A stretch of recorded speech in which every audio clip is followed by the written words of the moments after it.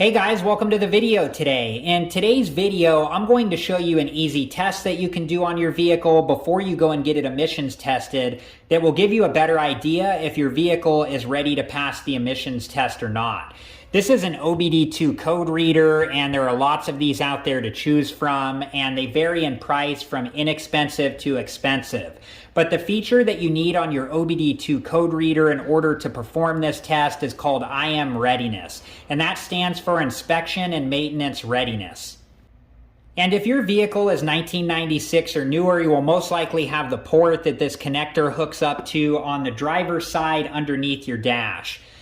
And whatever OBD2 code reader you decide to use, make sure that you read through the user's manual completely and understand it completely. It will tell you everything you need to know on how to use your OBD2 code reader both safely and properly. And if you do decide to use the one that I'm showing in this video, I have a video on it that shows how to use it and gives a review, and I'll link that video at the end of this one. So let me show you on my 2006 Toyota Corolla where the OBD2 port is and what it looks like. Okay, so we're on the driver's side of my 2006 Toyota Corolla, and I have the front driver's side door open. But before we begin, whenever you're working with vehicles, make sure that you're always wearing the proper safety equipment. I have on a pair of nitrile gloves and safety goggles, and make sure that you take all safety precautions. Okay, so on my 2006 Toyota Corolla, the OBD2 port is on the driver's side underneath the dash, and that's it right there.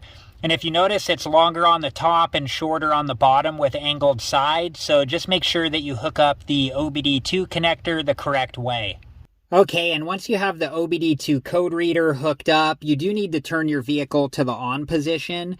You don't need to start your vehicle up, but you do need to turn it to the on position so the onboard computer can communicate with the OBD2 code reader.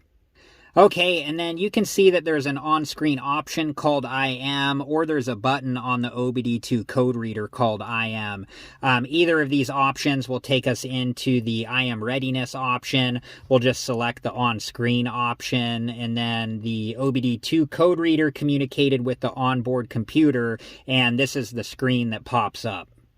Okay, so here are the results of the IM Readiness test, and some of the things that we want to pay attention to are where it says MIL. That's the malfunction indicator lamp, another name for the check engine light. And on my 2006 Toyota Corolla, you can see that that is off.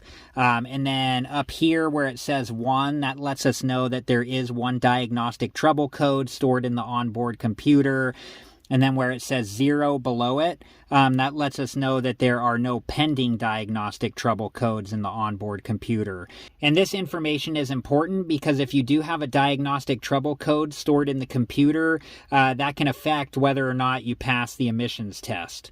Okay, and then all of this information down here are the readiness monitors and the status of them, and different OBD2 code readers will display this information different ways. But basically there are 3 different options.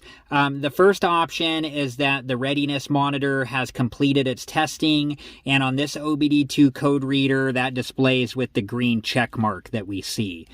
The next option is that your vehicle does not have that readiness monitor. And on this OBD2 code reader, that displays with the circle with the line through it. And the third option that we don't see displayed here would be if the readiness monitor has not completed its testing. And usually this is from one of 2 things. The first thing being that you recently cleared the diagnostic trouble codes. That also resets the status of the readiness monitors. Or that you recently had your battery disconnected. That will also clear the status of the readiness monitors.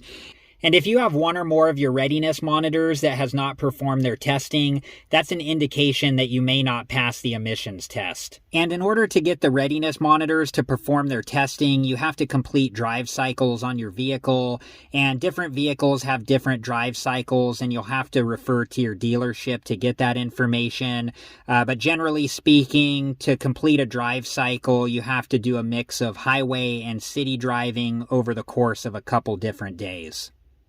Alright guys, well this simple test that I just showed you can help give you a better idea of whether or not you're going to pass the emissions test with your vehicle. And that's it for this video, and I hope it's been helpful, and good luck on your emissions test. Thank you so much for watching. Please like, subscribe, and comment, and I hope to see you guys in the next video. Have a good one. Thank you guys for watching. Please like, subscribe, and comment, and if you have the time, check out these other great videos.